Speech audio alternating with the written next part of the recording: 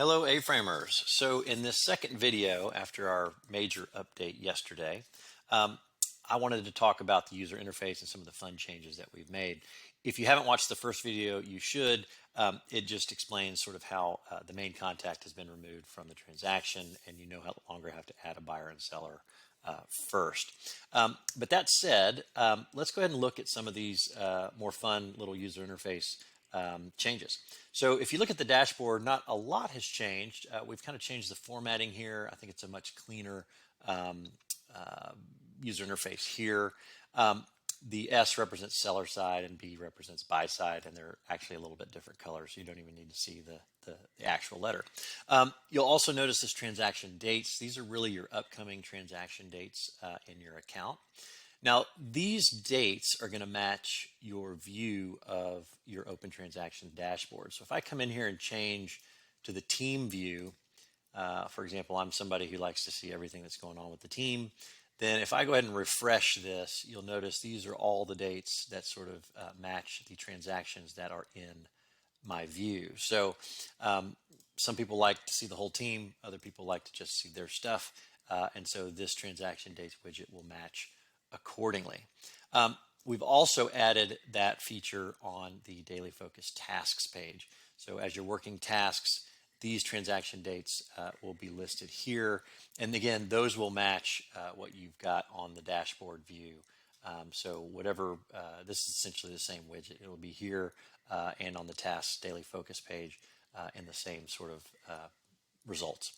In the last video, I talked about search by role, so I'm not going to get into that. But what I did want to actually talk to you about a little bit is in a transaction detail screen. So I did explain briefly that if you expand or contract the information at the top, you can see your buyer and seller or the primary agent's information. And that expand or contract setting is saved. So once you do it once, you'll never have to, or it'll remember your last setting. So if you want to view that or not, it will save it from your last time that you expanded or contracted that little section. Additionally, down below, we've added transaction dates here. Since we don't have any dates, we'll go ahead and add some, and I'll point out one other feature that we've made. So we can go ahead and apply a template. That's usually the easiest way to apply something. And you have the option to review your date templates or apply it. That's not new. But what we have added is the ability for you to review dates that have been added. So what do I mean by that? Well, if I go ahead and apply a template, you can see a lot of these are incomplete and some of them are waiting on stuff. So let's go ahead and enter an effective date. I'll go ahead and enter maybe a closing date for the end of the month. But you'll notice I still have these other 4 that are incomplete, actually 5 that are incomplete. So what you can do is now I can check all the incompletes, or I can do it manually.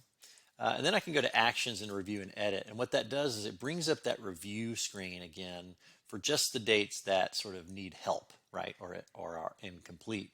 So now I can come in and sort of finish all of these dates the way I'd like and click Apply.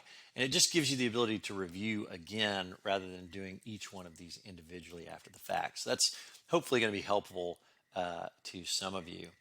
And then, of course, once I update those, you'll now see that the dates have been populated into the dates widget. And so as I switch between these tabs, you'll always have those dates available to you.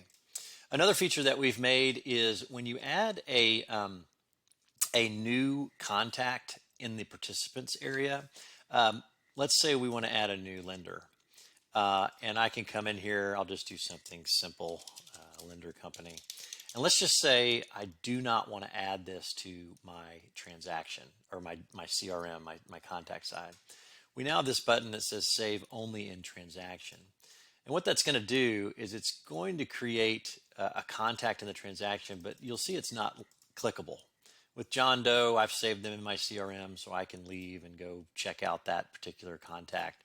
But if I save it only in the transaction, it's only going to be here. It's not going to sort of pollute my contact database, if you will. But and so that's a nice feature to have if you just want them in one single transaction. Now, if I want to actually change my mind and save this, I can just edit it, and then I can come in here and click Save, and that will actually make it a part of my contact database, and I can of course go to that contact and edit the record. So that might be helpful to some of you. And then one other thing I'm going to point out in this video is now when you create reports, like let's say you created like a closing summary report, this will be pretty thin, but anyway, you can kind of see all the details for a closing summary. We now have this button to email the report. Many of you use this and like to send it to the escrow or title company, and you'd have to print it to a PDF, save it, throw it up into an email. Now you can just click email report, and this will attach it right here in the email, and you can fire it off to whoever you'd like. And you'll see this, it's converted it basically to a PDF. So that might be helpful to some of you as well. Okay, those are some of the fun little things that we have updated. I know there are others sort of minor around, and you'll probably notice those over time, but I wanted to highlight a couple of these in this video. As always, if you need help or have a question, comment, whatever, email us at support@aframesoftware.com. Thanks.